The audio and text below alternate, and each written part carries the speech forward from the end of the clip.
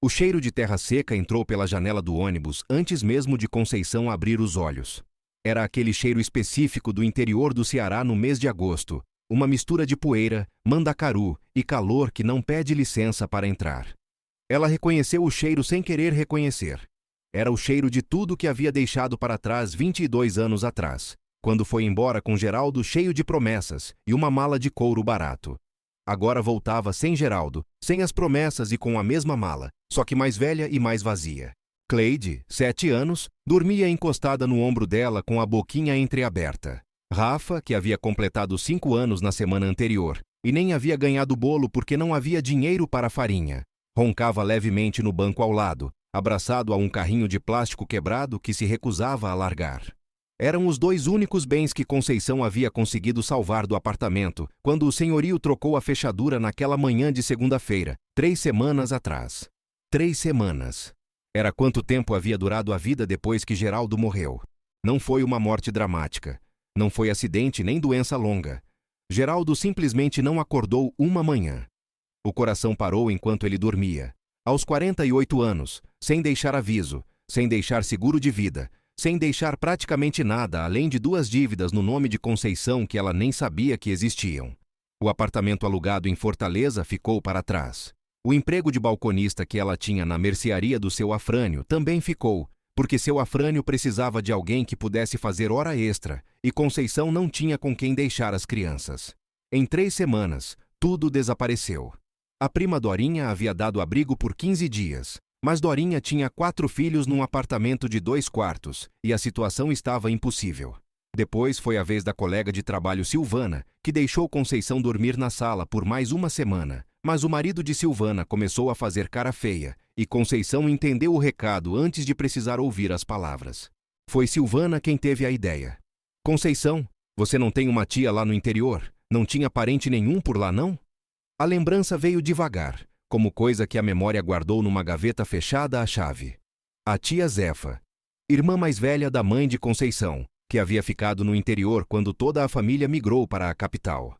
Conceição nem sabia se a tia ainda era viva. Fazia mais de 15 anos que não tinham notícias uma da outra. Mas não havia mais nada. Era a tia Zefa ou a rua. Conceição havia pegado o ônibus com R$ 63 no bolso, as 2 crianças, a mala de couro velho e a esperança magra de que a tia ainda estivesse no mesmo lugar e ainda quisesse abrir a porta para uma sobrinha que havia sumido do mapa por 2 décadas. O ônibus parou na praça principal de Acaraú, às 6 da manhã. Cleide acordou assustada com a freada e olhou ao redor com os olhos semicerrados. Mãe, a gente chegou onde? Ela perguntou com a voz ainda grossa de sono. Chegamos, minha filha, respondeu Conceição, tentando colocar no tom uma certeza que não sentia. Rafa acordou em seguida, e a primeira coisa que disse foi que estava com fome. Era sempre a primeira coisa que os 2 diziam ao acordar, e Conceição havia aprendido a ouvir aquela palavrinha como uma faca pequena que entrava devagar. Ela tinha R$ 41. Comprou 3 salgados numa padaria perto da praça, reservou R$ 20 para o caso de precisar de transporte e ficou com R$ 18 sobrando para o que viesse depois. Enquanto as crianças comiam sentadas num banco da praça, ela perguntou a uma senhora que varria a calçada se conhecia a dona Josefa Bezerra, que morava num sítio perto do riacho. A mulher parou a vassoura e olhou para Conceição, com uma expressão que misturava surpresa e algo parecido com pena. A dona Zefa, a senhora pergunta. Pergunto sim, respondeu Conceição, e o coração já começou a descer. A mulher ficou um momento em silêncio, juntando palavras. A dona Zefa faleceu faz uns 8 meses, minha filha. Coitada, foi de derrame. Morreu sozinha lá no sítio dela. Só acharam 2 dias depois.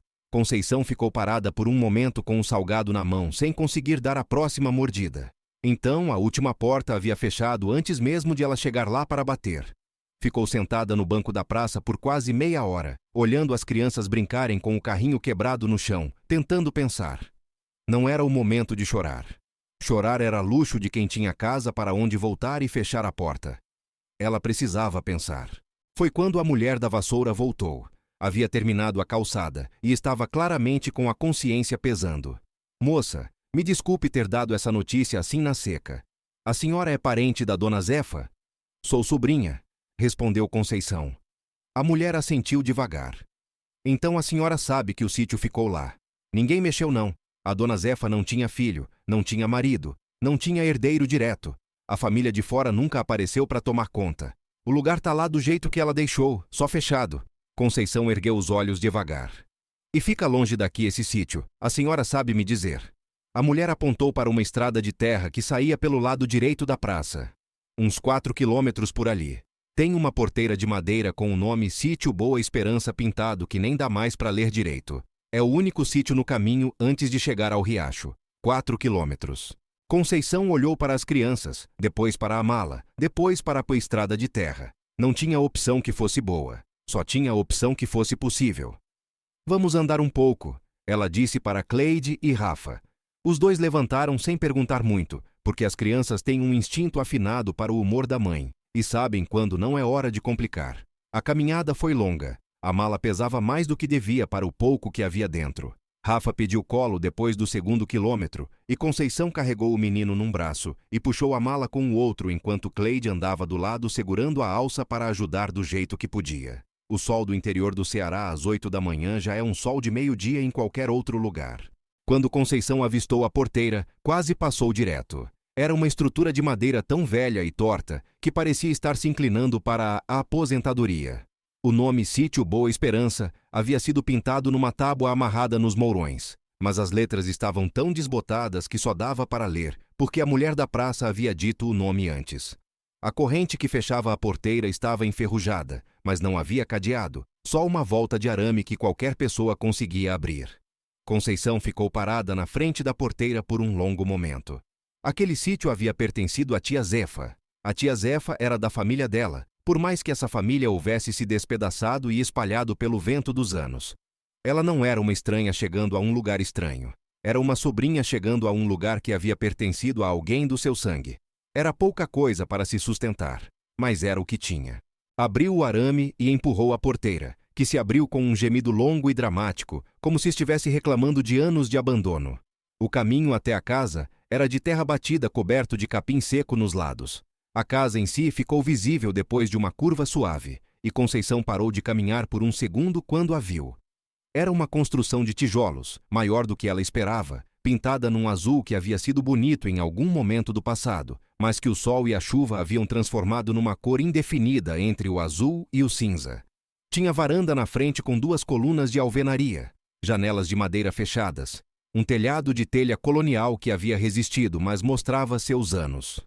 Do lado direito havia o que claramente havia sido um galinheiro. E foi do galinheiro que veio o barulho. Rafa escutou primeiro, porque criança tem ouvido calibrado para som de bicho. Mãe, tem galinha aí, ele disse apontando. Conceição olhou. Por entre as ripas de madeira do galinheiro semi-abandonado, havia movimento. Penas castanhas. Mais de um par de olhos redondos observando os recém-chegados. Tinha galinha sim, galinha viva, aparentemente bem, tocaiando os estranhos com a expressão desconfiada que galinha tem quando não conhece quem está chegando. Como havia galinha num sítio abandonado havia 8 meses, Conceição não sabia ainda explicar. Mas havia. Cleide deu um passo em direção ao galinheiro, e um galo que estava escondido atrás de uma tábua soltou um cocoricar tão alto e tão indignado que a menina deu um pulo para trás e caiu sentada no chão, levando Rafa junto na queda por instinto solidário. Os dois ficaram sentados na terra olhando para o galinheiro com os olhos arregalados por um segundo, e então começaram a rir. Era a primeira vez em semanas que Conceição ouvia os filhos rirem daquele jeito, a barriga balançando, sem motivo calculado, só aquele riso puro de criança assustada que descobre que o susto foi bobo. Ela deixou o riso durar. Ficou parada ouvindo enquanto as crianças se levantavam sacudindo a poeira das calças, ainda gargalhando. E o galo continuava a cocoricar lá dentro, como se tivesse ganho um debate importante. Então caminhou até a porta da casa. A fechadura era antiga, daquelas de ferro com chave grande, e estava travada. Mas a janela da varanda tinha o trinco frouxo, coisa que Conceição descobriu depois de tentar com cuidado, e se abriu sem forçar muito. Não era a entrada mais digna do mundo, mas Conceição havia aprendido nas últimas semanas que dignidade era um bem de luxo, e que o luxo esperaria. O interior da casa cheirava a fechado e a tempo parado. A sala tinha móveis cobertos por lençóis brancos que haviam ficado brancos num passado remoto. Uma mesa redonda de madeira escura. Um oratório de parede com Nossa Senhora de Fátima olhando para baixo com aquela expressão de quem já viu muita coisa e não se surpreende mais. Uma prateleira com objetos que Conceição não parou para examinar ainda. Foram para a cozinha. Era grande para os padrões do interior, com fogão a lenha de 4 bocas que havia sido bom equipamento no seu tempo, uma pia de cimento, panelas penduradas em ganchos na parede. O armário da cozinha tinha a porta entreaberta e Conceição abriu devagar, esperando encontrar vazio. Não estava vazio. Havia mantimentos. Não muita coisa, não estava cheio, mas havia.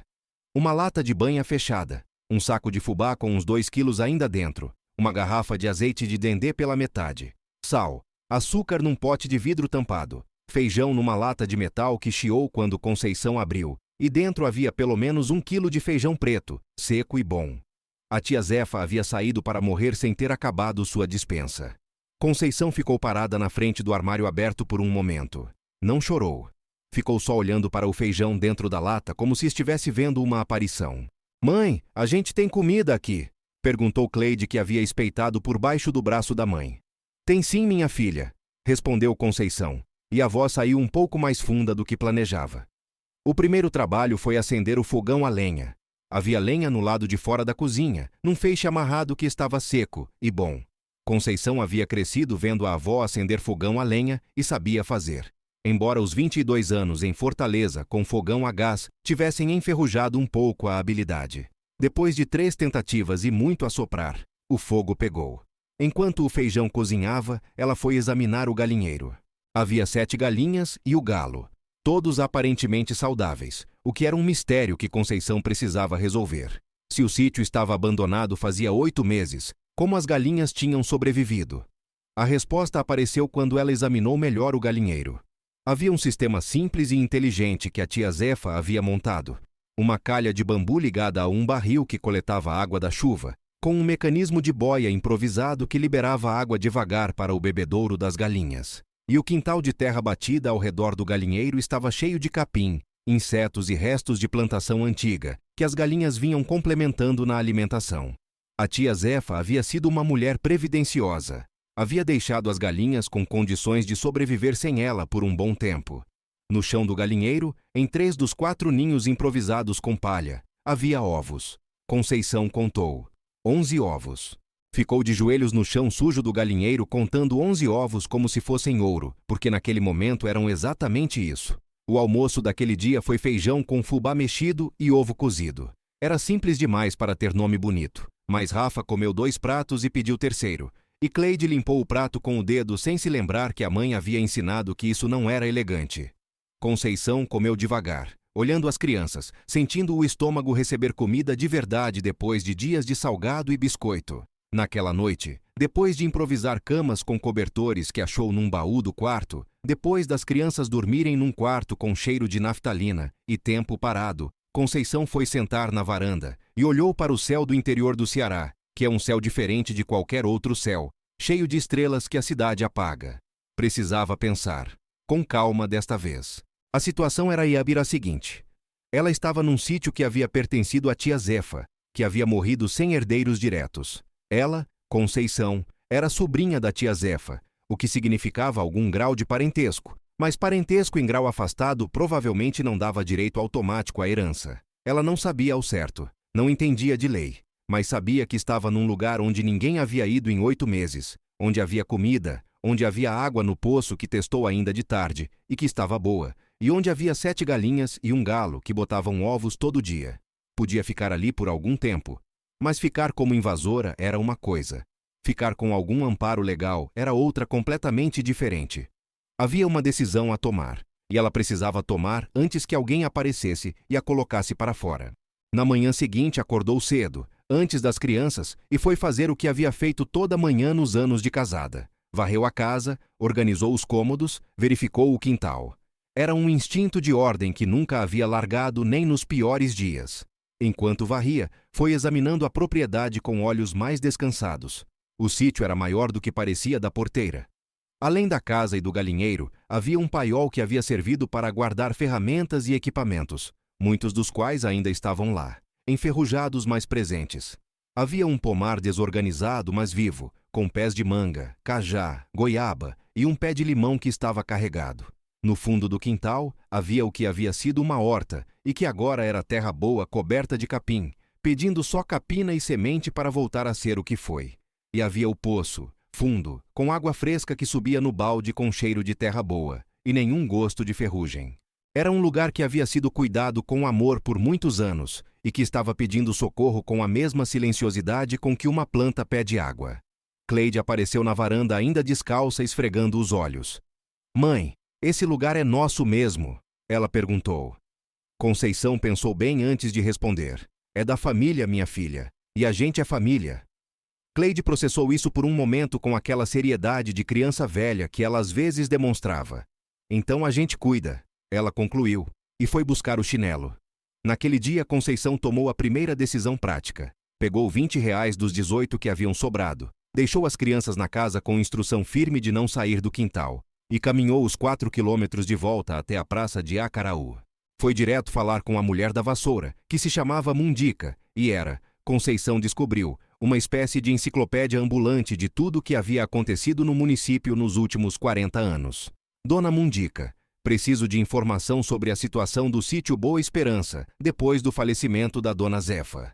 Mundica largou a vassoura de lado com o entusiasmo de quem estava esperando uma conversa assim. Assentou numa cadeira de plástico que havia na calçada como se fossem se demorar, o que de fato se demorariam. A dona Zefa, explicou Mundica, havia chegado a Acaraú na década de 60, junto com o marido Benedito. Benedito havia morrido em 2008 e deixado o sítio para ela. Não tinham filhos. Os irmãos de Zefa haviam todos migrado para Fortaleza e o contato havia se perdido aos poucos, como acontece. Quando Zefa morreu, a prefeitura havia tentado localizar parentes por alguns meses sem sucesso.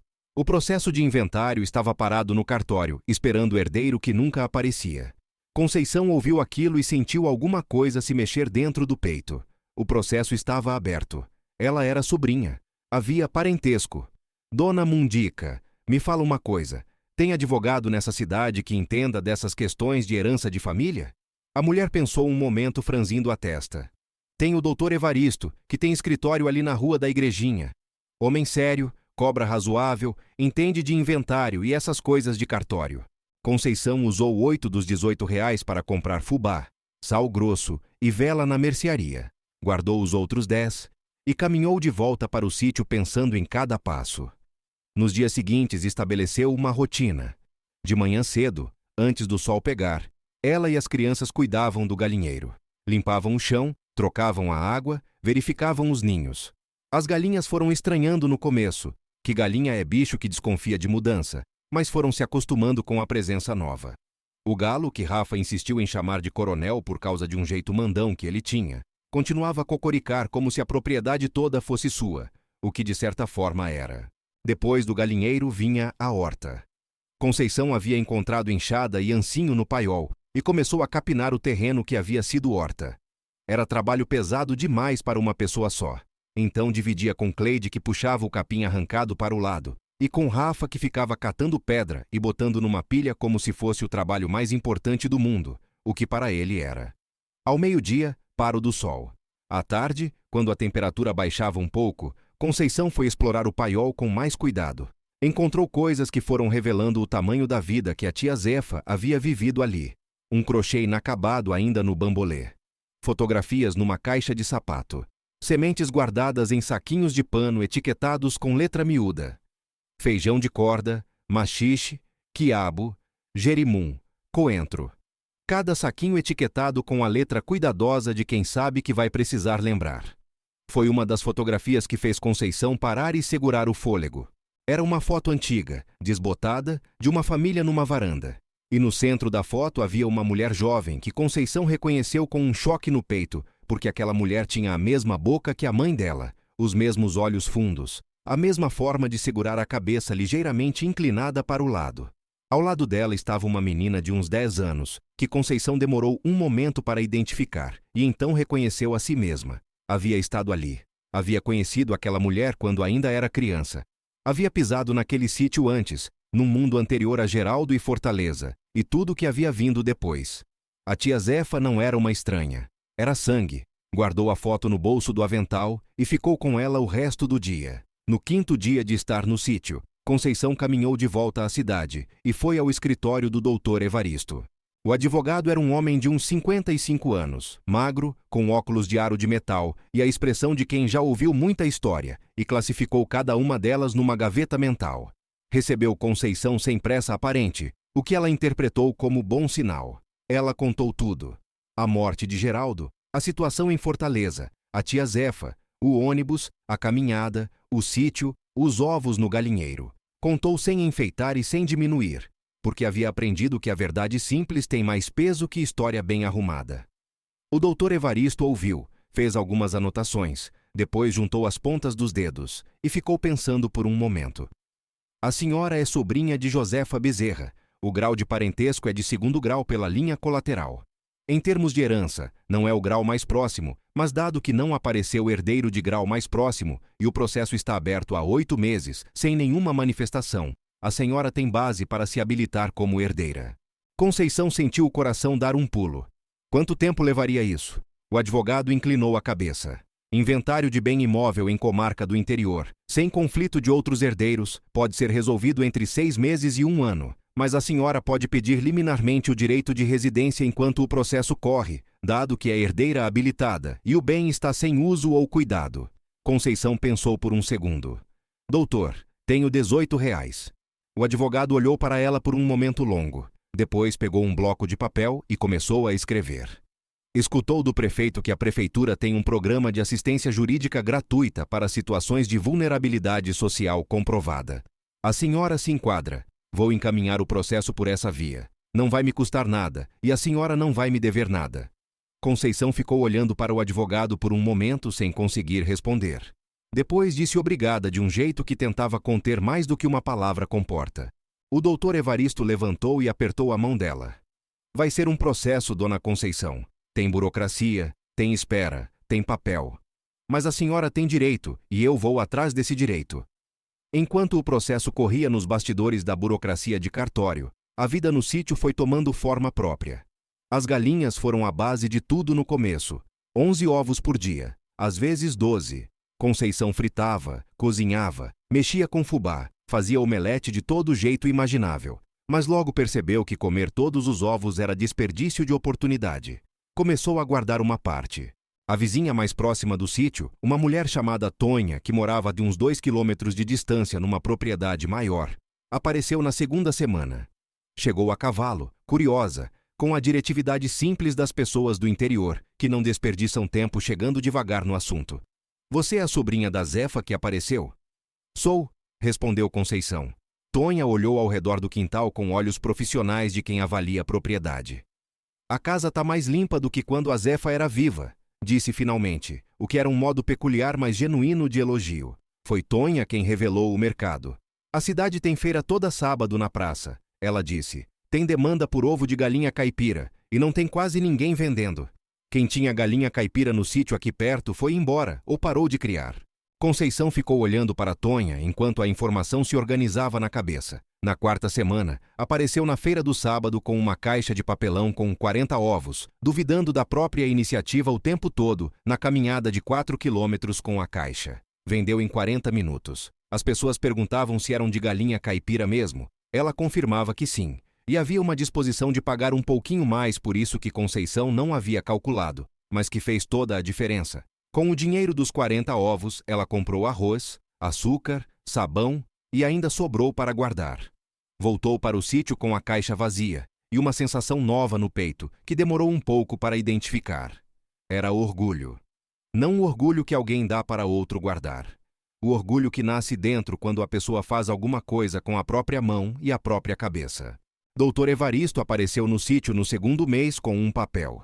Era a autorização provisória de residência, assinada pelo juiz da comarca, reconhecendo Conceição como herdeira habilitada com direito de moradia e uso do bem enquanto o inventário corria. Ela assinou com a caneta que o advogado ofereceu, sentiu a mão tremer um pouco e guardou o papel numa pasta plástica dentro do baú do quarto, onde também estava a fotografia da tia Zefa. Naquela noite, explicou para Cleide e Rafa com palavras que crianças entendem. Esse sítio era da tia-avó da mamãe. A tia-avó foi para o céu. E agora a gente tem direito de ficar aqui e cuidar dele enquanto a justiça decide que a casa é da gente de verdade. Cleide processou com aquela seriedade. Então a gente vai cuidar bem, ela concluiu. É exatamente isso, disse Conceição. A horta começou a dar resultado no 3º mês. Primeiro o coentro, que é rápido e ingrato de esperar, mas generoso quando resolve aparecer. Depois o cebolinho, o quiabo, o maxixe. Conceição havia plantado com as sementes da tia Zefa, aquelas etiquetadas com letra miúda no paiol, e havia uma satisfação específica nisso, de plantar a semente de quem veio antes e ver nascer o que essa mão nunca chegou a colher. Cleide havia se tornado assistente de galinheiro com uma seriedade que nem Conceição esperava.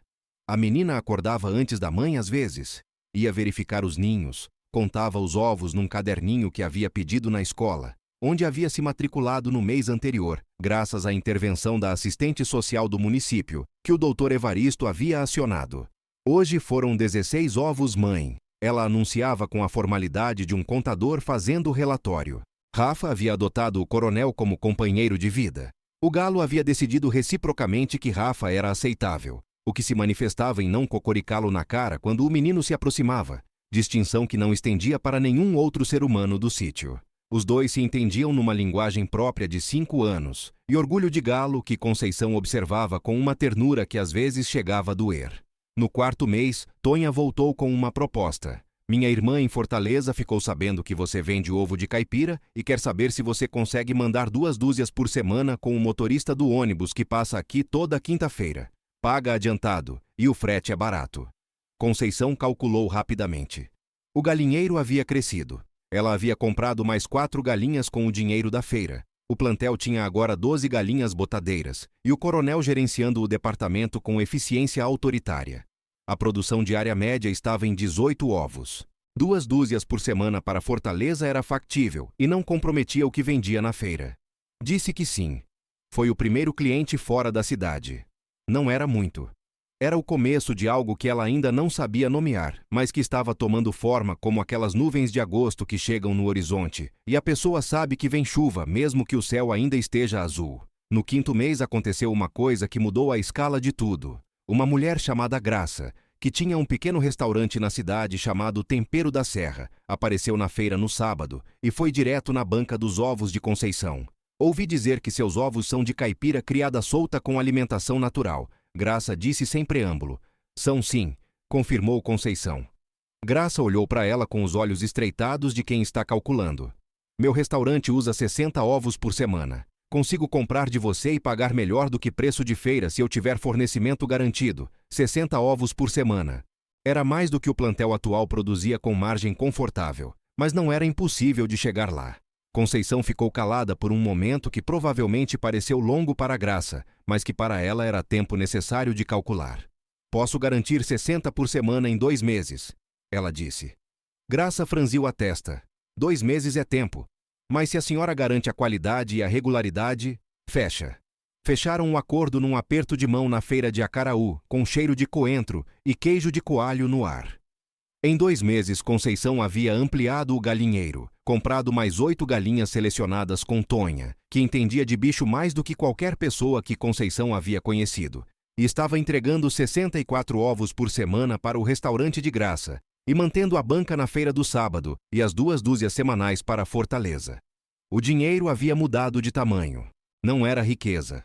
Longe disso. Mas era suficiência, que é uma palavra que quem já passou pelo seu oposto nunca mais pronuncia de qualquer jeito. Pagou escola particular para Cleide, que havia demonstrado uma capacidade matemática que a professora da escola pública havia apontado como fora do comum. Comprou tênis novo para Rafa, o primeiro par de tênis novo que o menino havia tido na vida, e ficou olhando para o filho calçar com aquela seriedade toda que ele punha em tudo. Reformou o telhado do galinheiro com telhas compradas na cidade. Comprou tinta e pintou a casa num azul mais firme que o original, o azul que imaginou que a tia Zefa havia escolhido quando a casa foi nova. O doutor Evaristo apareceu no 7º mês com uma expressão que Conceição havia aprendido a ler como boa notícia. O inventário havia sido concluído. O juiz havia reconhecido Conceição como única herdeira habilitada, dado que nenhum outro parente havia se manifestado no prazo legal. A escritura seria lavrada em seu nome no prazo de 30 dias. Conceição ficou parada no meio da sala ouvindo aquilo. A casa, o galinheiro, a horta, o pomar, o paiol com as ferramentas velhas, o poço, tudo aquilo passaria a ser seu, com papel passado, com o nome dela na escritura. Sentou na cadeira de balanço da sala, que havia pertencido à tia Zefa e antes disso provavelmente à avó de alguém, e ficou em silêncio por um momento, que o doutor Evaristo respeitou sem falar. Depois perguntou o que parecia uma pergunta prática, mas que carregava mais do que a pergunta comporta. Doutor, tem alguma coisa que eu preciso fazer para merecer isso? O advogado ficou olhando para ela com uma expressão que ela não soube classificar. Depois disse uma coisa simples. A senhora já está fazendo, dona Conceição. À noite da escritura assinada, depois que as crianças dormiram, Conceição foi sentar na varanda como havia feito na primeira noite. O céu estava do mesmo jeito, cheio de estrelas que a cidade guarda, mas não mostra. O coronel estava quieto no galinheiro, que era sinal de que tudo estava bem no mundo dele. Geraldo, ela disse baixinho para o vento. Não do jeito triste que havia falado o nome dele no período logo depois da morte, quando a palavra saía como ferida. Do jeito de quem conta novidade para alguém que precisa saber. Você não vai acreditar o que aconteceu. Ficou sentada pensando no caminho. A sexta-feira em que o senhorio trocou a fechadura. O ônibus de R$ 63. A mulher com a vassoura na praça. A porteira torta com o nome desbotado. O galo que fez Cleide cair sentada e as crianças rirem pela primeira vez em semanas. Os 11 ovos no chão do galinheiro abandonado. Era impossível prever aquela noite que aqueles 11 ovos fossem o começo de alguma coisa que a traria até aqui, sentada naquela varanda com um documento no baú com o nome dela. Mas a vida não pede permissão para ser improvável. Na manhã seguinte, antes do galo cantar porque o coronel madrugava mais do que qualquer relógio, Conceição foi ao galinheiro fazer a verificação de sempre.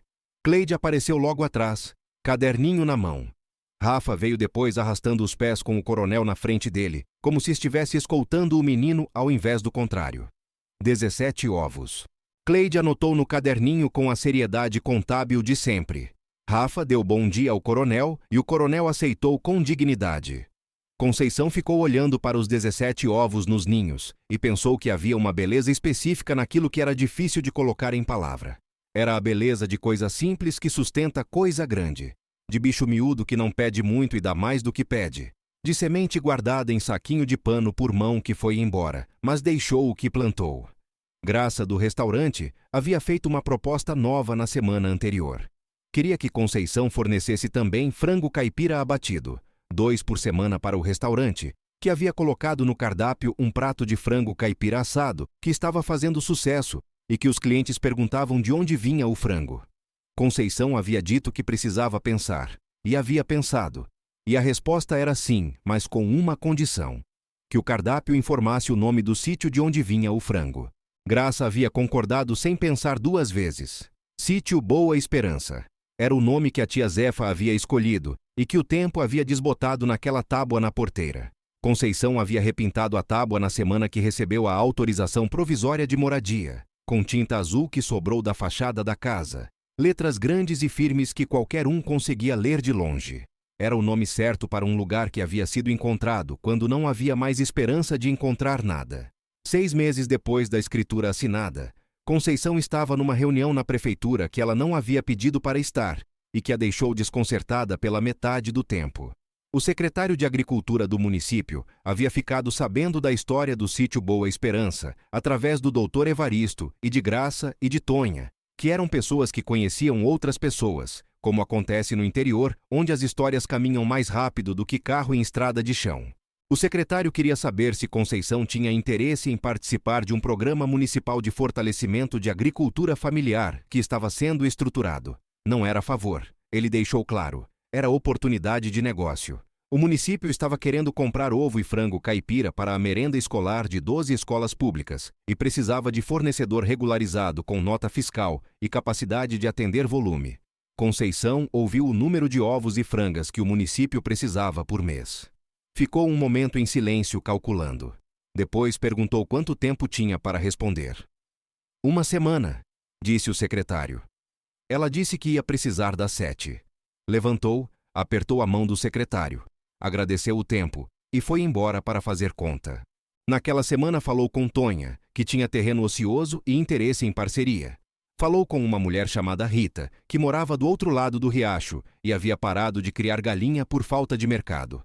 Falou com um rapaz chamado Marcos, que era filho de agricultor, e estava desempregado e sabia de galinha desde criança. Na 7ª manhã voltou à prefeitura com um caderno de propostas que Cleide havia organizado com aquela letra caprichada de quem leva número a sério. A proposta era de uma pequena cooperativa informal de avicultura caipira do município, com o sítio Boa Esperança como sede, Conceição na coordenação, Tonha, Rita e Marcos como sócios produtores. Capacidade de atendimento do volume da merenda escolar, com prazo de 4 meses para chegar à produção plena. O secretário leu com atenção, fez perguntas, leu de novo, depois fechou o caderno e olhou para ela. A senhora já fez isso antes? Não, respondeu Conceição. Aprendi agora. O secretário ficou olhando para ela por um momento, então assinou o pré-contrato. Conceição voltou para o sítio com o papel assinado e ficou parada na porteira por um momento olhando para a tábua com o nome repintado. Sítio Boa Esperança. Havia chegado ali com R$ 63, 2 filhos, uma mala velha e nenhuma perspectiva. Havia encontrado um galinheiro com 7 galinhas e 11 ovos e um galo que achava que mandava em tudo, e dali havia feito aquilo que estava fazendo. Entrou pelo portão deixando a porteira aberta atrás dela como havia aprendido a fazer, porque porteira aberta é sinal de casa que não tem medo de visita.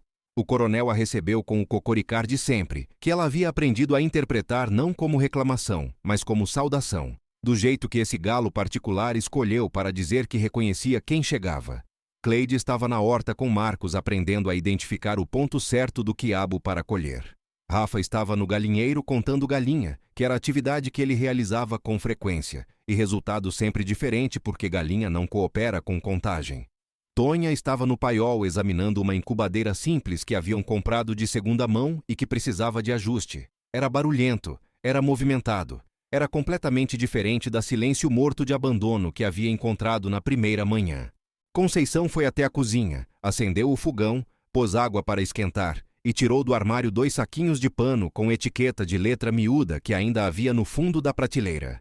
Erva cidreira e hortelã, que a tia Zefa havia guardado com o mesmo cuidado das sementes de horta. Fez chá. Ficou na varanda esperando a água ferver e olhando o sítio funcionando ao redor dela, com aquela vida nova que havia brotado do abandono, como coisa que estava esperando, só que alguém chegasse e abrisse o portão. Às vezes a mão que salva a vida de uma pessoa foi embora antes de saber que ia salvar. A tia Zefa havia guardado sementes e construído galinheiro e etiquetado saquinhos de erva, com uma capricho que só faz sentido se você acredita que o que faz hoje vai importar para alguém amanhã, mesmo que você não saiba quem é esse alguém. Conceição pensou nisso segurando a caneca de chá quente. Pensou que ia comprar um caderninho novo e ia começar a anotar tudo o que aprendera sobre galinha caipira, e horta, e sítio e cooperativa, com a mesma letra cuidadosa e as mesmas etiquetas de pano, porque nunca se sabe quem vai precisar saber o que você sabe e quando isso vai acontecer. O coronel soltou um cocoricar lá do galinheiro sem razão aparente, que era um hábito seu. Conceição respondeu com a palavra "boa tarde" dita em voz alta para o quintal, porque havia aprendido que no interior é falta de educação não responder à saudação de ninguém, inclusive de galo. Do galinheiro veio a risada de Rafa.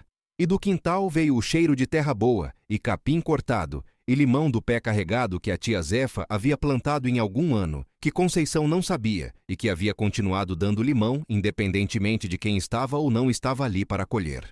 Era esse o sítio. Era essa a vida que havia começado atrás de uma porteira torta com um nome desbotado que alguém havia escolhido com esperança, e que Conceição havia repintado com as próprias mãos. Boa Esperança. Era exatamente o nome certo.